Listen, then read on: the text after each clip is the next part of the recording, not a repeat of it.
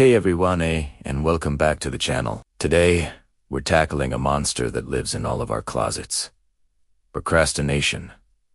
You know the feeling. You have a big deadline, a project, or even just a simple task you need to do. You know you should start, but instead, you find yourself deep cleaning the fridge, scrolling endlessly through social media, or suddenly becoming an expert on the migratory patterns of Arctic terns. We've all been there.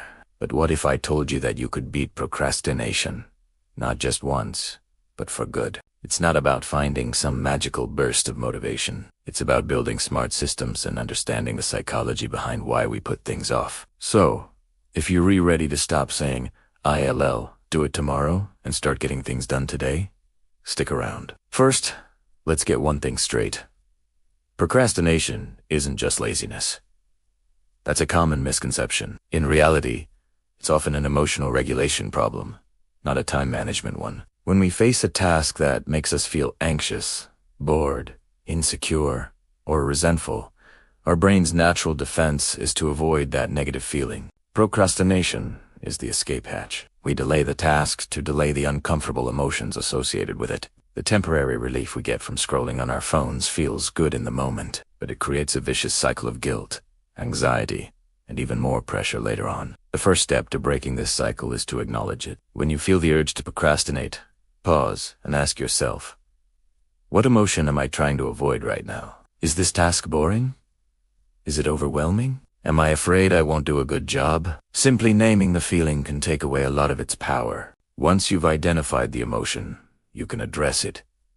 If a task feels overwhelming, it's probably because you're looking at the entire mountain instead of the first step. The key here is to break it down. And I mean break it down into ridiculously small pieces. Write a research paper is a terrifying goal.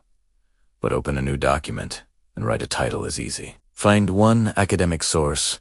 Write the first sentence of the introduction as something you can do in 2 minutes. This technique, often called the 2-minute rule, is a game changer. The idea is, if a task takes less than 2 minutes to do it immediately. But you can also use it to start larger tasks.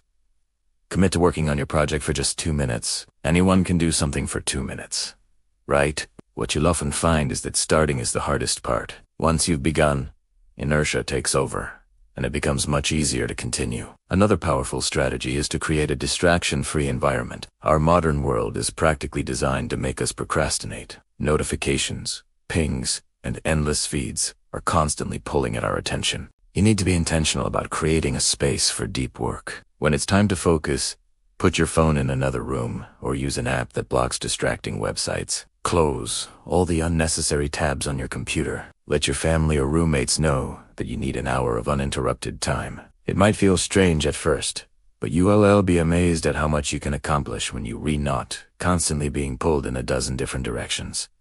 Think of your focus as a muscle. The more you train it by eliminating distractions, the stronger it will get. You're not just making it easier to work. You're actively training your brain to resist the siren call of procrastination. Now let's talk about perfectionism.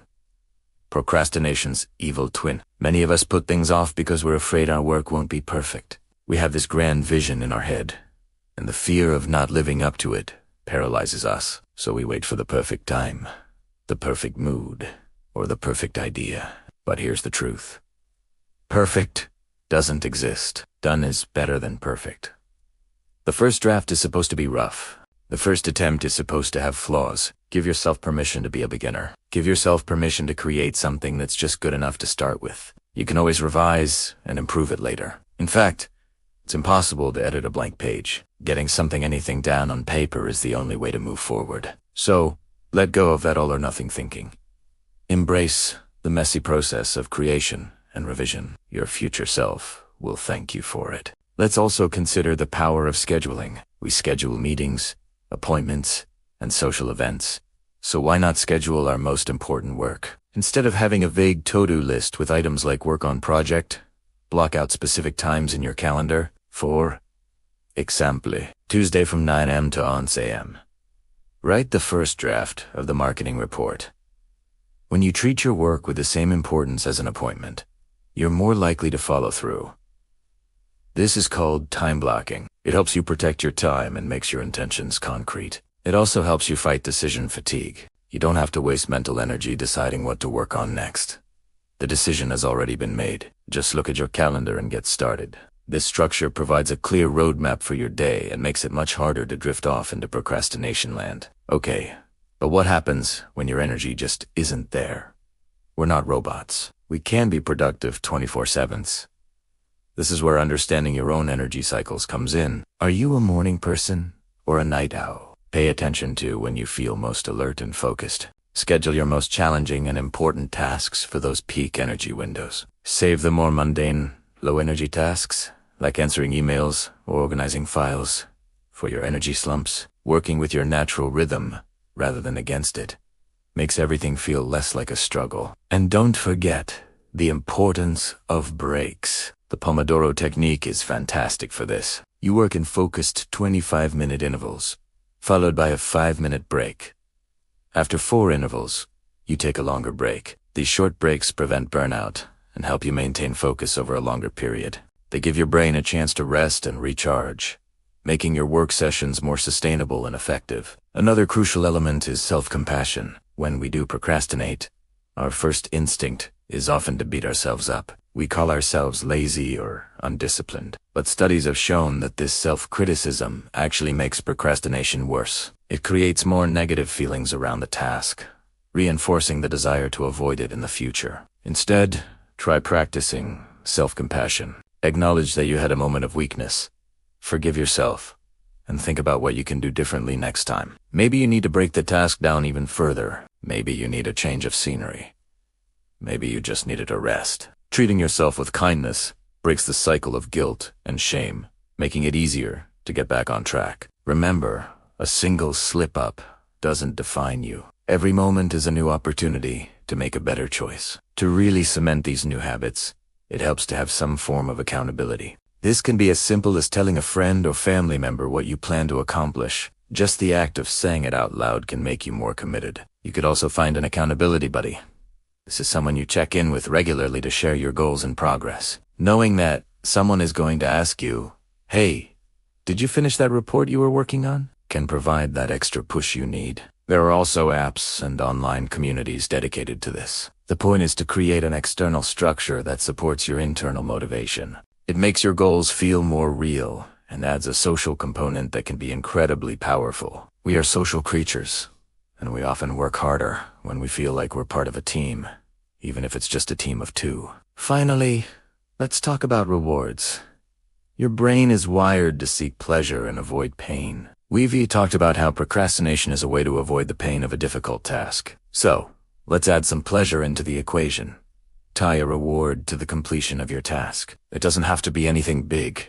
After you finish a focused work session, you could allow yourself to watch an episode of your favorite show, enjoy a nice cup of coffee, or spend 15 minutes on social media guilt-free. By creating a positive association with completing your work, you're essentially rewiring your brain. You start to see the task not just as a chore to be endured, but as a gateway to something you enjoy. This simple shift in perspective can make a massive difference in your motivation levels over time. So, to recap, procrastination is an emotional issue, not a character flaw. We can fight it by breaking tasks into tiny steps, creating a distraction-free environment, and letting go of perfectionism. We can build structure through scheduling and work with our natural energy levels, remembering to take breaks. Crucially, we must practice self-compassion when we slip up and use accountability and rewards to build lasting habits. This isn't an overnight fix. It's a process of building new systems and being mindful of your own patterns. Start small. Pick one strategy from this video and try implementing it this week. See how it feels. The journey of 1,000 miles begins with a single step, and the journey away from procrastination begins with a single 2-minute task. You have the power to change this pattern. You can take back control of your time and your life. Thank you so much for watching today. I hope you found these tips helpful. If you did, please give this video a thumbs up and consider subscribing for more content on productivity and personal development. I'd love to hear from you in the comments below.